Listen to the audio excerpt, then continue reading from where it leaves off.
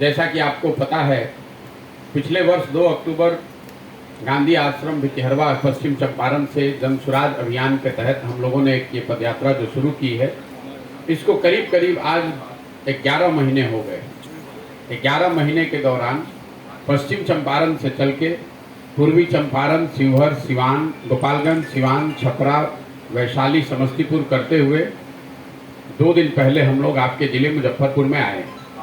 अब आने वाले कई हफ्ते 1 से 1.5 महीने में आपके ज़िले मुजफ्फरपुर में रहूँगा और यहाँ के अभी सकरा प्रखंड से हम लोगों ने शुरू किया है, सारे प्रखंडों में और जितना हो सके वहाँ पर पंचायतों में, गाँवों में जाने का प्रयास करेंगे। पदयात्रा के दौरान हम लोग की कोशिश होती है कि जहाँ तक हो सके गांव में ही चला जाए।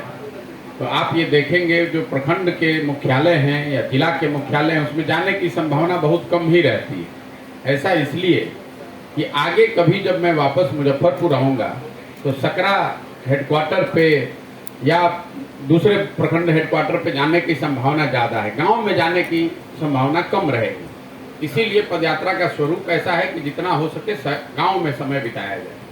तो मुजफ्फरपुर को लेकर मैं अभी आपको कोई अनुभव साझा नहीं करूंगा, क्योंकि अभी तो 2 दिन से चलना शुरू ही किए हैं।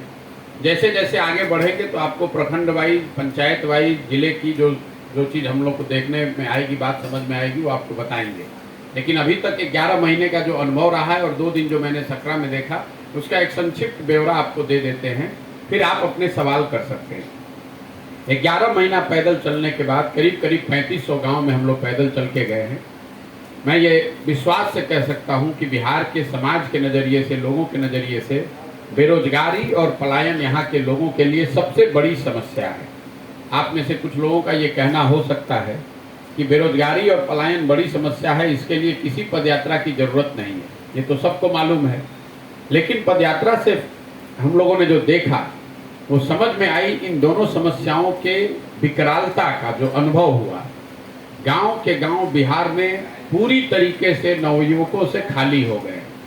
ज़्यादातर गांव में, 3500 गांव में जो हम लोग गए हैं, 40 से 50% युवा आज वहां अपने गांव परिवार में रहता ही नहीं है, या पढ़ाई के लिए या फिर मजदूरी के लिए उसको बाहर ही जाना है। जिन प्रखंडों में, पंचायतों में बाढ़ की समस्या है, वहां पर पलायन का स्तर 60, 70, 80% तक है। गाँव में अगर हम लोग जब जाते हैं तो ज़्यादातर आप देखेंगे महिलाएं, छोटे बच्चे और बड़े बुजुर्ग मिलते हैं। नवयुवकों की संख्या बहुत कम है। पलायन को लेकर एक समाज में अवधारणा है कि गरीब लोग यहाँ मजदूरी करने के लिए बाहर जाते हैं। मैं जब अभी पैदल चल रहा हूँ तो मैंने इसको देखा कि पलायन सिर्फ गरीबों की समस्या नहीं है, इससे समाज का कोई वर्ग ऐसा नहीं है बिहार में जो इससे प्रभावित ना हो। जो मध्यम वर्गीय परिवार हैं, जो किसान परिवार है, जो मध्यम वर्गीय परिवार है, नौकरी रोजगार करने वाले लोग हैं, उनको भी अपने परिवार के साथ रहने का सुख नहीं है। परिवार की परिकल्पना ही यहाँ खत्म हो गई है।